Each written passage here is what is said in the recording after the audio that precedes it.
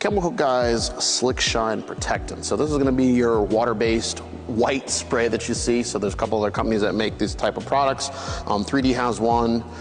We also have our blue dressing, which is solvent-based. You do not want to use that on the interior, but this product actually has a new car smell. So if you are going to use it on the interior for like your, and I'm just going to read off the bottle, for the non-greasy look to your vinyl rubbers and plastics. So technically you could use it on the entire interior. If you have a boat and you want to get your vinyl seating, if you have a work truck that has vinyl seating and it's not the real leather, you could use this to kind of protect it. So in this case, now what I have used is probably for personally and for me is as a tire shine. So this leaves a nice kind of matte, not super high, super shine, but like a nice matte kind of look, non-greasy.